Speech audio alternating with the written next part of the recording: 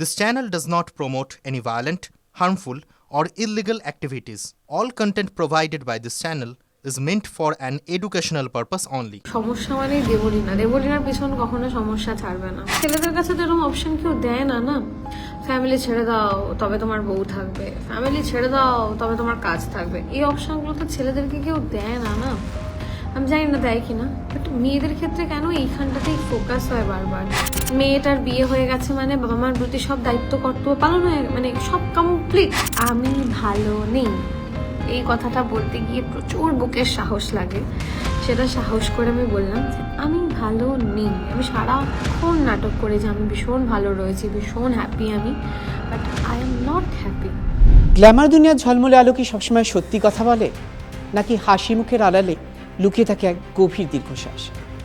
সম্প্রতি মেদিনীপুরের একটি অনুষ্ঠান সেরে ফেরার পথে গায়িকা দেবলীনা নন্দী ফেসবুক লাইভ এবং তার আত্মার চেষ্টা নাড়িয়ে দিয়েছিল পুরো বাংলাকে।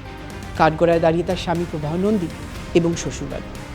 আজ আমরা জানব ঠিক কী হয়েছিল সেই রাতে, কেন মৃত্যুর পথ বেছে নিতে চেয়েছিলেন দেবলীনা। বলবো, সবটাই বলবো আজ এই কাহিনী নিয়ে দ্য ব্রিফিং রুমে। আমি আকাশ।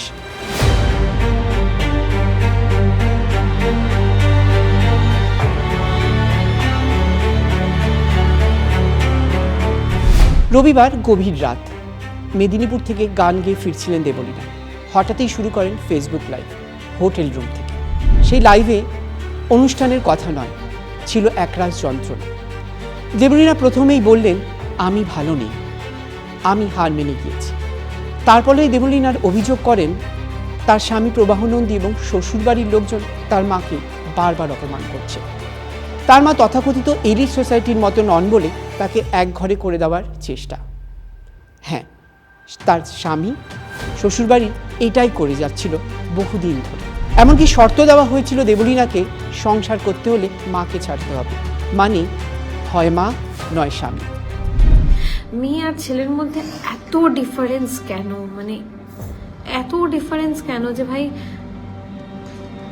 একটা ছেলের কাছে কি কখনো এরকম অপশন থাকে যে নয় ফ্যামিলি বাঁচো বা সংসার বাঁচো বা প্রফেশন বাঁচো, মানে এরকম যে অর করে তিনটে কেন একসাথে হয় না? সেটা তো ছেলেদের কাছে তো এরকম অপশন কেউ দেয় না। ফ্যামিলি ছেড়ে দাও তবে তোমার বউ থাকবে, ফ্যামিলি ছেড়ে দাও তবে তোমার কাজ থাকবে, এই অপশনগুলো তো ছেলেদেরকে কেউ দেয় না। আমি জানি না দেয় কিনা, বাট মেয়েদের ক্ষেত্রে কেন এইখানটাতেই ফোকাস হয় বারবার। যে তোমাকে জন্ম দিয়েছে, যে তোমাকে ধরো তুমি আজকে যেখানে দাঁড়িয়ে আছো, যে কাজ করছো, যে প্রফেশনে আছো, সেখানে তুমি যে মানুষটার জন্য রয়েছো সেই মানুষটাকে ছাড়তে বলা হলো, যে মাকে ছেড়ে দাও। তাহলে তোমরা কোনটা চয়েস করবে? মানে মাকে ছেড়ে দেবে? ছেলেদের তো এরকম অপশন কেউ দেয় না ভাই, কেউ দেয় না। কারণ তুমি ছেলে হয়ে জন্মেছো মানে তোমার ঘাড়ে একটা দায়িত্ব রয়েছে, তুমি বাড়ির ভাই ছেলে, বাবা মাকে তোমার দেখতেই হবে।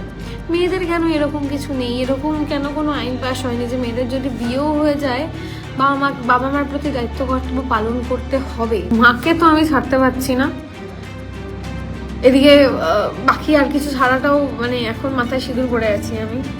তো এইটা পড়ার আগে অবধিও হয়তো কিছু চিন্তা ভাবনা করা যেত, এটা পড়ার পর থেকে আমার সব চেঞ্জ হয়ে গেছে। তো এখন আর চিন্তা করার মতো কিছু নেই। তো আমি আমি যে কটা কথা এখন বললাম আমি সব প্রমাণ সহ বললাম।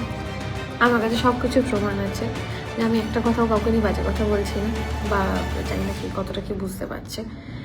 তো আমি এটা বলবো, কখনো কোনো মেয়েকে তার ফ্যামিলি আর কাজ আর সংসারের মধ্যে অপশন দিও না, এটা আমার রিকোয়েস্ট। 2000 সালে প্রবাহ নন্দীকে বিয়ে করে দেবলীনা। প্রবাহ পেশায় পাইলট স্বামী ও গায়িকা স্ত্রীর প্রেমের উড়ানে ছিল পিয়ানোর টুংটাং। সুরেলা সংসার, যার প্রমাণ ফেসবুক ইনস্টাগ্রামে শেয়ার হওয়া 1 ডজন ভিডিও ও ছবি। কিন্তু কবে থেকে বদলে গেল সবটা? দেবলীনার অভিযোগ, বিয়ের কয় মাস পর থেকেই পরিস্থিতি বদলে গিয়েছিল, অ্যাডজাস্ট করছিলেন দেবলীনা। দেবলীনা সরাসরি অভিযোগ তোলেন যে তার স্বামী প্রবাহ দেবলীনার পরিবারকে মর্যাদা দিতে নারাজ। শুধু পারিবারিক সমস্যাই নয়, দেবলীনার পেশাগত জগতেও তৈরি করা হচ্ছিল বাধা। ছোট থেকেই গান গাইতে ভালোবাসতেন দেবলীনা, অনেক কষ্ট করে বড় হয়েছিলেন তিনি। তবুও গান চালিয়ে গেছে, কারণ গান ছিল তার প্রথম প্রেম। ছোটোখাটো স্টেজ শো করতে করতে আজ এখন social media sensation Debolina. Reality শোয়ে অংশ নিয়েছে, ওয়েব সিরিজে অভিনয় করেন। স্বাভাবিকভাবে তার কর্মজগৎটা ছিল একটু অগোছালো, মানে ওই আর কি ঠিক শিফটে বাধা নয়, কখনো সকাল সকাল বেরিয়ে রাতে বাড়ি ফিরতে হতো। এইগুলোই নাকি প্রবাহ প্রথম দিকে মেনে নিল, পরের দিকে যত সময় গিয়েছে মেনে নিতে পারছিলেন না। এমনকি দেবলীনা নিজের একটি ব্যান্ড খুলতে চেয়েছিলেন, কিন্তু অভিযোগ সেখানেও তাকে হুমকি দেওয়া হয়। একজন নারী এবং একজন শিল্পী হিসাবে এই দ্বিমুখী লড়াই তাকে মানসিকভাবে ভেঙে দিয়েছিল। হ্যাঁ, সেদিন লাইভেও বারবার এটাই বলছিল দেবলীনা যে সে হেরে যাচ্ছে, সে আর লড়াই করতে পারছে। লাইভ শেষ হওয়ার পরেই কিছুক্ষণের মধ্যেই গাড়ির ভেতরে প্রায় ৭৮টি ঘুমের ওষুধ খেয়ে নেন দেবলীনা। আশঙ্কাজনক অবস্থায় তাকে নিকটবর্তী হাসপাতালে ভর্তি করা হয়। চিকিৎসকরা তড়িঘড়ি তার পাকস্থলী পরিষ্কার করেন। জানা গিয়েছে দেবলীনা এখন বিপদমুক্ত। তবে পুরো বিষয়টা তার স্বামী প্রবাহ নন্দী একেবারে চুপ। আমরা এতক্ষণ আপনাদের যেটা জানালাম সেটা পুরোপুরি দেবলীনা নন্দীর ফেসবুক লাইভ থেকে পাওয়া তথ্য এবং তার পরিবারের লোকজনদের সাথে কথা বলে আমরা যতটুকু জেনেছি সেটাই। দেবলীনা দত্তের স্বামী প্রবাহ নন্দী এবং তার শ্বশুরবাড়ির পক্ষ থেকে এখনো অবধি আমরা কোনো বক্তব্য পাইনি। তবে এতদিন ধরে দেবলীনা নন্দী এবং প্রবাহ নন্দীর যে ভিডিও আমরা সোশ্যাল মিডিয়ায় দেখছিলাম, সেটা কি একেবারেই দেখুনদরি?